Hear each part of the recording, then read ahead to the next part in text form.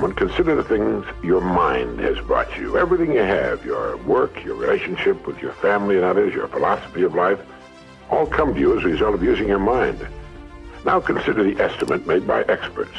You have probably been operating on less than 10% of your mental capacities, much less. Dr. Herbert Otto, psychologist, educator, and chairman of the National Center for the Exploration of Human Potential, reminds us that many well-known scientists, such as the late Abraham Maslow, Margaret Mead, Gardner Murphy, O. Spurgeon English, and Carl Rogers, subscribe to the hypothesis that man is using a very small fraction of his capacities. Margaret Mead quotes a 6% figure. Herbert Otto writes, "My own estimate is 5% or less." Neurological research at the UCLA Brain Research Institute points to enormous abilities latent in everyone by suggesting an incredible hypothesis. The ultimate creative capacity of the human brain may be, for all practical purposes, they pointed out, infinite.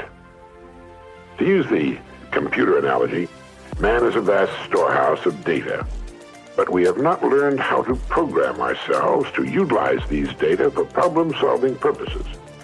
Yefremov, the eminent Soviet scholar and writer, says man under average conditions at work and life uses only a small part of his thinking equipment.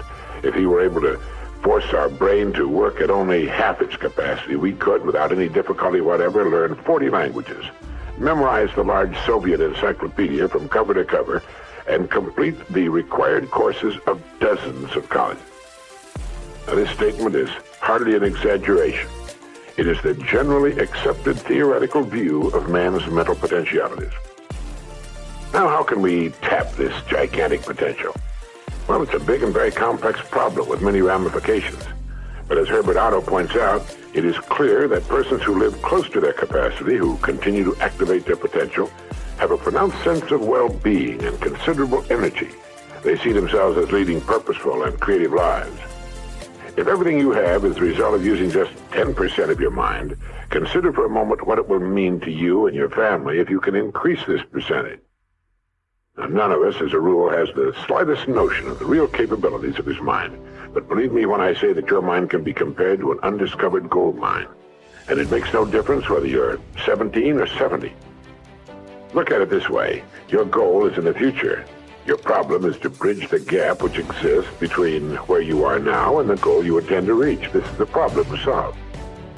Robert Seashore, when chairman of the Department of Psychology at Northwestern University, pointed out that successful people are not people without problems. They're simply people who've learned to solve their problems. And there you have it. Living successfully, getting the things we want from life is a matter of solving the problems which stand between where we now are and the point we wish to reach. No one is without problems. They're a part of living. But let me show you how much time we waste in worrying about the wrong problems. Here's a reliable estimate of the things people worry about. Things that never happen, 40%. Things over and past that can't be changed by all the worry in the world, 30%. Needless worries about our health, 12%. Petty miscellaneous worries, 10%. Real, legitimate worries, 8%. In short, 92% of the average person's worries take up valuable time, cause painful stress, even mental anguish, and are absolutely unnecessary. And of the real, legitimate worries, there are two kinds. There are the problems we can solve, and there are the problems beyond our ability to personally solve. But most of our real problems usually fall into the first group, the ones we can solve if we learn how. Now I'm going to assume you've decided upon a goal. Your problem is, how do I achieve it? Your goal may be a promotion, a greater income, a beautiful home. It makes little difference what your goal happens to be. But you have your goal, and you know that you will become and you will achieve what you think about. That is, if you stay with it, you will reach your goal. But how? Well, it's right here that your mind comes into play. What is your mind? No one knows for sure. Perhaps the best way to describe it is to quote Pulitzer Prize-winning playwright Archibald MacLeish. In his play, The Secret of Freedom, a character says, "The only thing about a man that is a man is his mind. Everything else you can find in a pig or a horse." That's uncomfortably true. The human mind is the one thing that separates us from the rest of the creatures on Earth. Anything that comes to us in the future will almost certainly come to us as a result of the extent to which we use our minds. and yet it's the last place on earth the average person will turn to for help. In order to reflect just a moment on the human mind, consider what it's accomplished. Human knowledge has advanced more in the past 50 years than in all the preceding 10,000 years of human civilization. Of all the scientists who ever lived, it's estimated that 90% of them are alive today. We've reached, in the area of ideas and human advancement, a plateau so high it was undreamed of by even the most optimistic forecasters as recently as 10 years ago. But every new idea triggers additional ideas, so that now we're in an era of compounding advancement on every front and in every area that staggers the imagination. Dr. Harlow Shapley of Harvard has said that we're entering an entirely new age of man.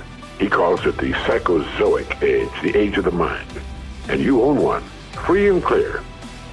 Now let's look at a few facts.